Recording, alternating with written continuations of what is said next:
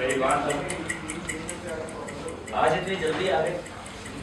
मैं तो सोच रहा था तुम 4 बजे से पहले नहीं आओगे। लगता है पार्टी जल्दी खत्म होगी यार।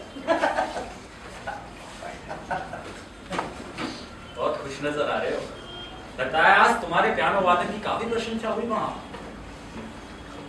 प्रशंसा? हाँ, बहुत प्रशंसा हुई है मेरी। ये देखो मेरे सीने पे कितने सारे मेडल लगे हैं। प्रशंसा।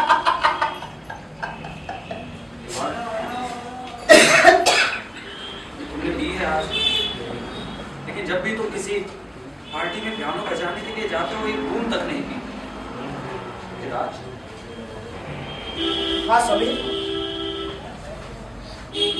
आज मैंने पी है।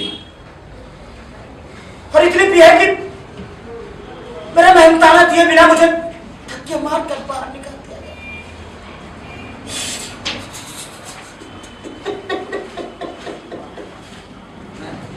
मैं समझ गया मेरे दोस्त। देखो आधी से ज्यादा दुनिया ऐसे ही लोगों से भरी है और हमें इन्हीं लोगों के बीच रहना है। तुम रोना बंद करो।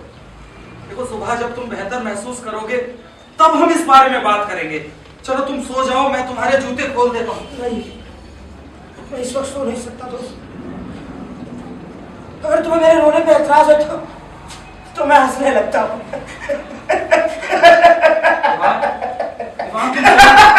तुम सोना नहीं चाहते तो मत सो। लेकिन इस तरह हंस क्यों रहे हो? इस तरह बेवजह हंसने का क्या मतलब? आज एक अजीब बात हो गई समीर। एक निहायत ही शर्मनाक बात, एक अव्वल दर्जे का घटता अपमान। और मेरे साथ क्या हुआ तुम्हारे साथ? मुझे ठोकर मारकर पार्टी से बाहर निकाल दिया गया समीर। ठोकर मारकर पार्टी से बाहर निकाल दिया गया।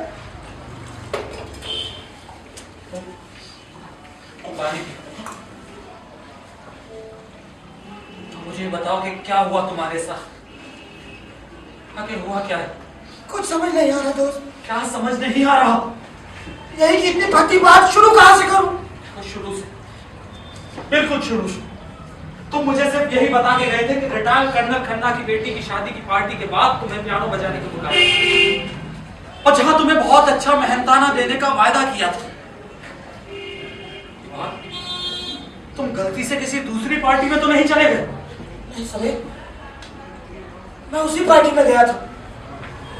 जब मैं वहां पहुंचा तो डांस पार्टी की तैयारी शुरू हो रही थी। मैं हमेशा की तरह चुपचाप पियानो के पास गया और उसे धीरे धीरे यूं ही बजाने लगा। सबसे पहले कर्नल ने ही मुझे देखा। वो झूमते हुए मेरे पास आया और बोला, तो पियानो बजाने वाला आ गए। देखो दोस्तों, ये पियानो बजाने वाला आ गया। अब हम नाच पार्टी शुरू कर सकते हैं। देखो पियानो बजाने वाले, अच्छी तरह बजाना।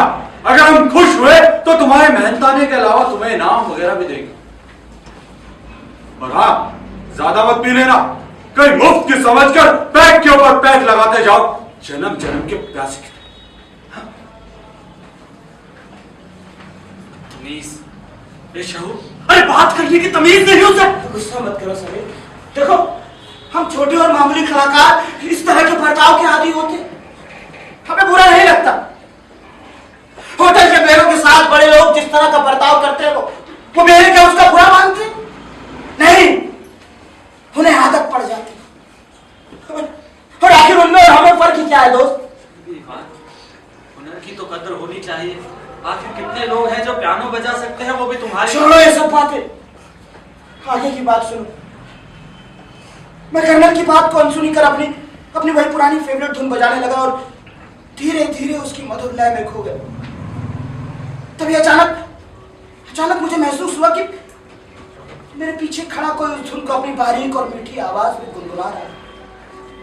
मैंने पीछे मुड़कर देखा, एक अत्यंत सभ्य और शिष्ट महिला मेरे पीछे खड़ी उस धुन को गुनगुना रही थी। अरे आप रुक क्यों गए? बजाइए ना। आपके बजाने से जो त्रिस पैदा हुआ है वो कहीं टूट ना जाए। भाई वाह, आपकी उंगलियों में तो जादू है सच। जी शुक्रिया।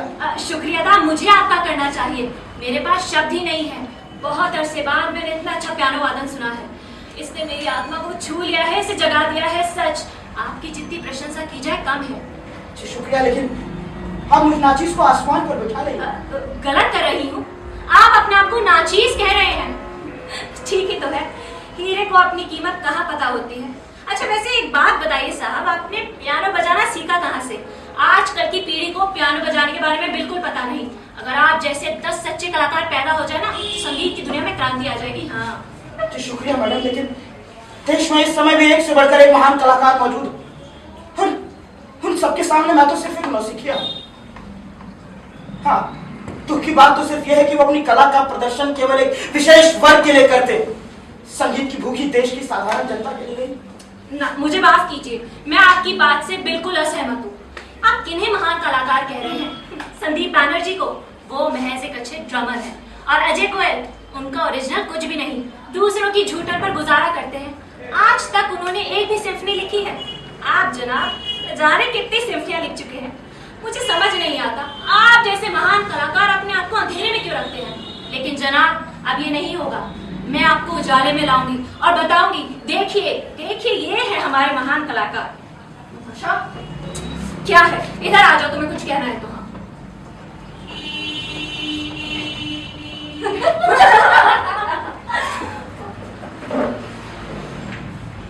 क्यों हो गए? आगे आगे क्या होगा? आगे जो कुछ हुआ आगे ही तो हुआ सुनील।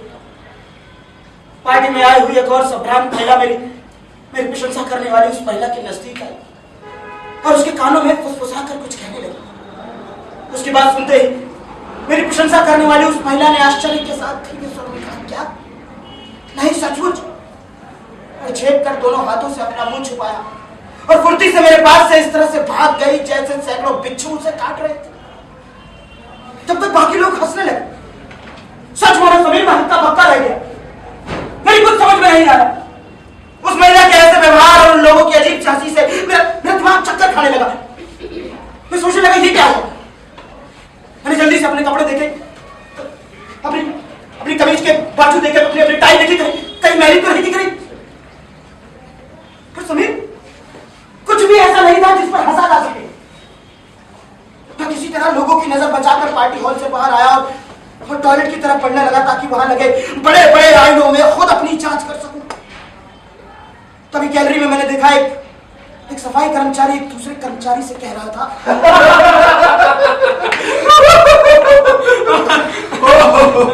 अपनी नताशा ने जैसे ही उस खूबसूरत नौजवान को पियानो बजाते देखा, वो फौरन उधर गई और उसे बेवकूफ बनाने के लिए उसके पियानो बजाने की तारीफों के पुल बांधने लगी। और वो गधा सारी बातों को सच समझकर जैसे जन्नत में पहुंच गया। और जब बहुत हो गया तो जैसे सब कुछ पहले से तय था, नताशा की सहेली मारिया ने उसके पास जाकर उसके कान में कहा, बहुत हो गया नताशा, अब उसे और बेवकूफ मत बनाओ, उसकी रात की नींद हराम हो जाएगी, वो खुशी से पागल हो जाएगा। इतना सुनकर हमारी नताशा मैडम झूठ मूठ शर्मा कर अपने कमरे में भाग गई। सारे पता कैसे गया? साहिल, गवार, बदतमीज, परेशान बन। उसके बाद मैं बहुत देर तक रोता था, अपनी बेबसी पर, अपनी मजबूरी पर, अपनी इस तरह की असभ्य बेइज्जती पर और अपनी बेवकूफी पर। अपनी बेवकूफी पर? हाँ समीर, अपनी बेवकूफी पर। उस सिस्टर सबरान से दिखने वाली महिला इतनी देर तक मेरी झूठी प्रशंसा कर मुझे बेवकूफ बनाती रही और मैं उसकी झूठी प्रशंसा को सच समझता रहा। मैं इतनी आसानी से इतना बड़ा बेवकूफ कैसे बन गया समीर? मैं कैसे भूल गया कि मैं संगीत की सही शिक्षा लेने 1000 मील का सफर कर यहाँ इस शहर आया था ताकि मैं एक दिन एक कंसर्ट पियानिस्ट या एक म्यूजिक कंपोजर बनूंगा। लेकिन 2 साल के कड़े संघर्ष के बाद मैं क्या बना? एक मामूली पियानो वादक जो रोज रात को पार्टियों में सिर्फ कुछ रुपयों के लिए पियानो बजाता। फिर मुझे तुम्हारा ध्यान आया, तुम जो एक बुद्धिमान साहित्यिक हो, जो दूर किसी छोटे से शहर से यहाँ इस शहर बहुत बड़ा साहित्यकार बनने का सपना लेकर आए थे। इस वक्त कब्रोचों से भरे इस घटिया मैस के सस्ते से कमरे में सिर्फ एक हल्के बल्ब की रोशनी के नीचे बैठे किसी इंग्लिश उपन्यास का हिंदी में 50 रुपए पेज पर अनुवाद कर रहे। मुझे तुम्हारे लिए बहुत अफसोस होने लगा समीर। तुम एक संवेदनशील और प्रतिभाशाली लेखक हो, लेकिन भगवान जाने क्यों तुम्हारे अंदर वो पहले वाला आवेश वो शक्ति वो आ नहीं है।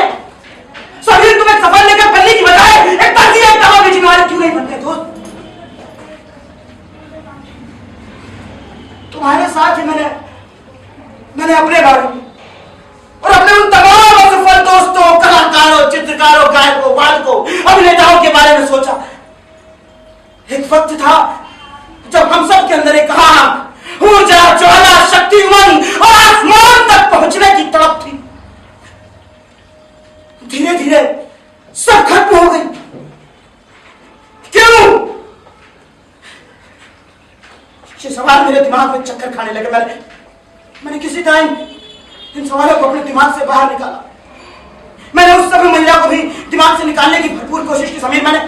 मैंने हंसने की कोशिश की। मैंने अपने आप से कहा कि मैं बेकार ही इस घटना को महत्व दे रहा हूं, लेकिन सब कुछ असफल रहा समीर, सब कुछ असफल रहा।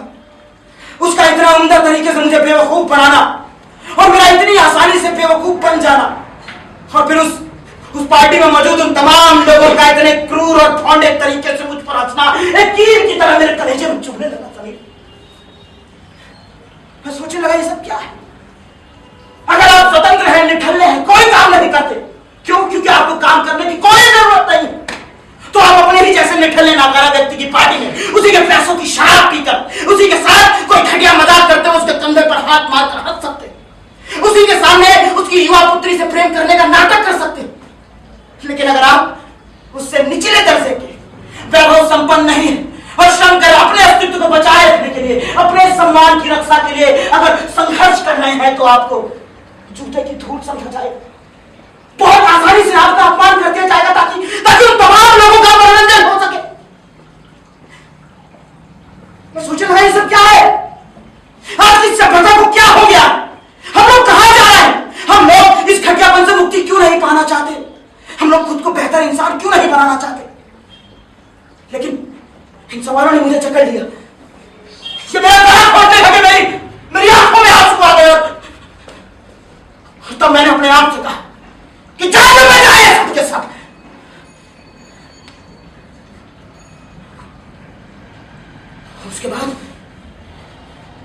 उसके बाद मैंने अपनी जिंदगी की सबसे बड़ी हिमाकत की।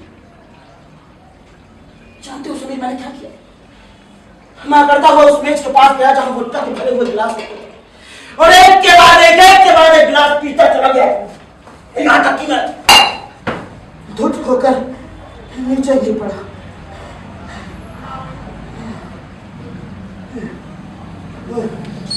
अपनी नीम बेहोशी में मैंने महसूस किया कि मुझे किसी रेत के बोरे की तरह घसीटा जा रहा है, और साथ ही मैंने कर्नल की गुस्से से भरी आवाज सुनी। इस दो तुम्हारी की पहली वादा को किसने वोट दी? किसने ऐसे देखा क्यों नहीं? किसने ने वोट का गिलास छूने दिए?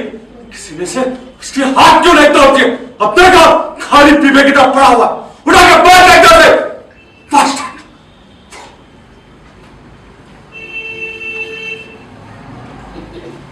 मालूम नहीं कितनी देर के बाद ठंडी हवा के झोंकों से मुझे कुछ होश आया।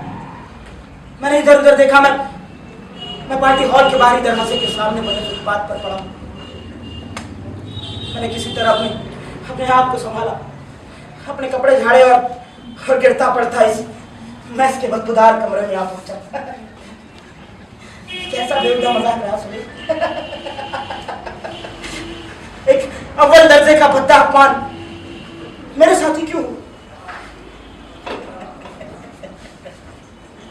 ऐसे भद्दे मजाक हम जैसे साधनहीन लोगों के साथ कब तक होते रहेंगे समीर? कब तक होते रहेंगे दोस्त? कब तक होते रहेंगे दोस्त? कब तक होते रहेंगे?